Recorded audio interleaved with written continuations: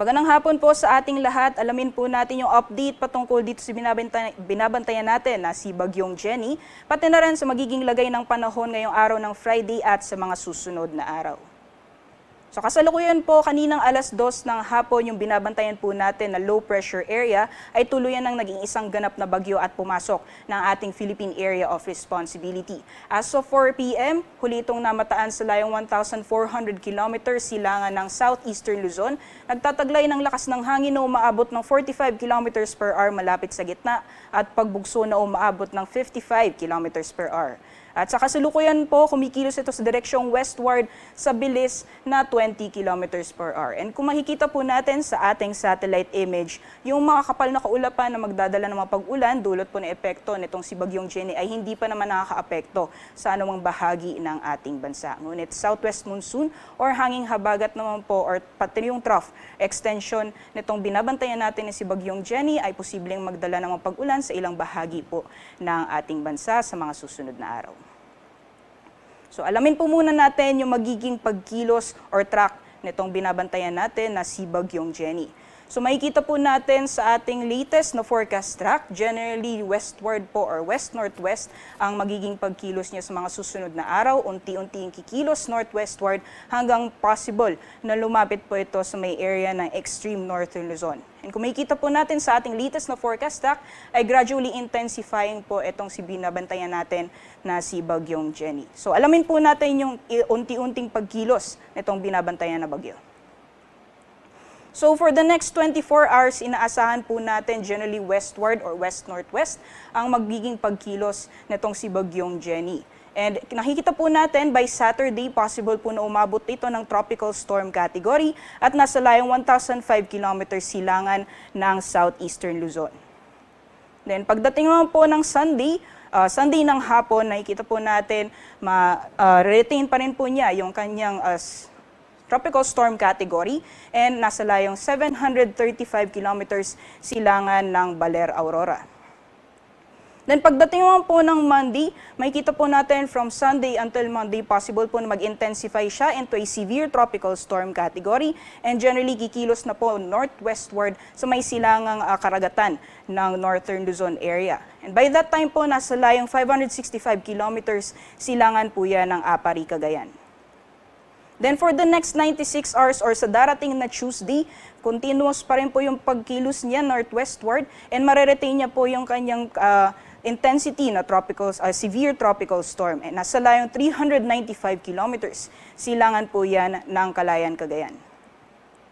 Then pagdating naman po ng 124 hours or sa darating na Wednesday, continuous po na or possible po na mag-intensify ito into a typhoon category at lalapit po sa may extreme northern Luzon area. Yung possible location niya po by this time ay nasa 115 kilometers east-northeast ng Basco, Batanes.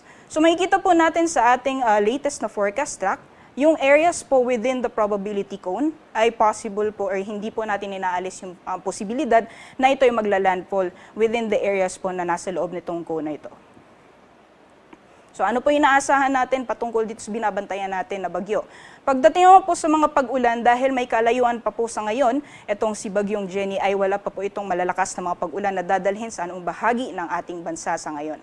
Although based po sa ating latest na forecast tracks na nakita po natin kanina ay lalapit po ito sa ilang areas sa may northern Luzon area. So based po sa ating latest na forecast track, malalakas na mga pag-ulan, posible po sa Batanes and Babuyan Island sa susunod na 5 araw. Samantalang hindi lang po yung mga pag-ulan as well as mga pag-ulan itong binabantayan natin na bagyo ang inaasahan po natin. Sa mga susunod na araw may enhance din po nito yung southwest monsoon o habagat. Kaya inaasahan po natin simula Sunday ay posible po yung mga occasional rains sa western sections or western portions ng central at southern Luzon area. Then sa sa malalakas na hangin naman po, hindi po natin inaalis yung possibility dahil nakita po natin sa latest na forecast track na lalapit po ito sa may extreme northern Luzon area as well as ilang portions ng northern Luzon. So kung magtataas mo po tayo ng tropical cyclone wind signal, possible po ito in areas ng northern Luzon sa Sunday. Ngunit pag may pagbabago po tayo sa ating mga forecast track or may changes po sa forecast scenario, ay possible na mas maaga po tayo magtaas ng tropical cyclone wind signal sa ilang lugar sa may northern Luzon area. Meanwhile, yung malalakas na hangin naman po dulot ng epekto ng southwest monsoon, inaasahan din pong magsimula ngayong darating na linggo. So makakaranas po tayo ng malakas na hangin, possibly po around southern Luzon and Visayas area.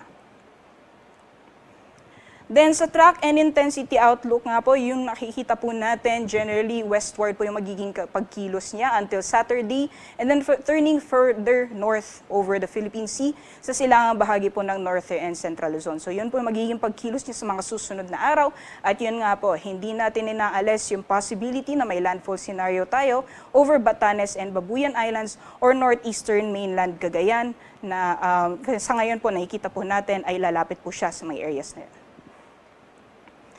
Then yun po, steadily intensifying, kung nakikita po natin, itong binabantayan natin na si Bagyong Jenny, and yun po, possible na umabot siya ng typhoon category by Wednesday. Then sa magiging lagay naman po ng panahon ngayong araw, dahil may kalayon pa po ito si Bagyong Jenny sa ating bansa, magpapatuloy pa rin po yung epekto on southwest monsoon pati na rin ang trough or extension itong binabantayan natin na si Bagyong Jenny. So makakaranas po tayo ng mga pag-ulan sa Mimaropa, sa malaking bahagi ng Kabisayaan as well as ilang bahagi ng Mindanao area.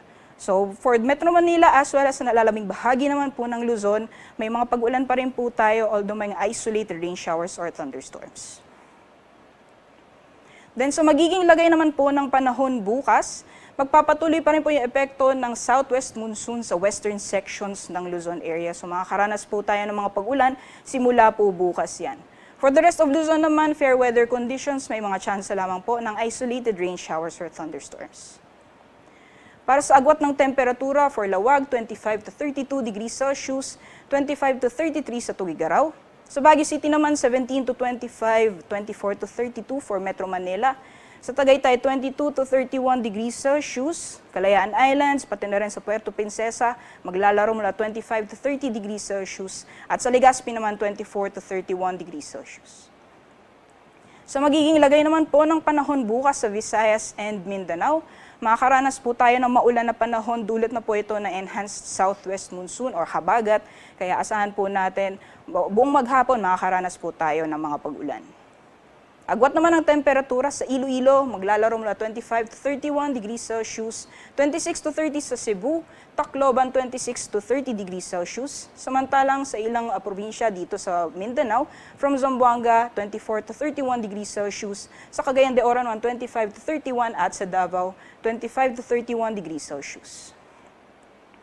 Sa lagay naman po ng ating karagatan, wala po tayong nakataas na gale warning sa kasalukuyan sa anumang bahagi ng ating bansa. Ngunit habang papalapit itong binabantayan natin na si Bagyong Jenny, ay posible pong makakaranas tayo ng moderate to rough coastal waters, particularly dyan sa karagatan sa may extreme northern Luzon or sa northeastern section ng mainland Cagayan. So ating mga kababayan, as much as possible, pinag-iingat na po sa mga posibleng malalakas na mga pag-alon simula Lunes.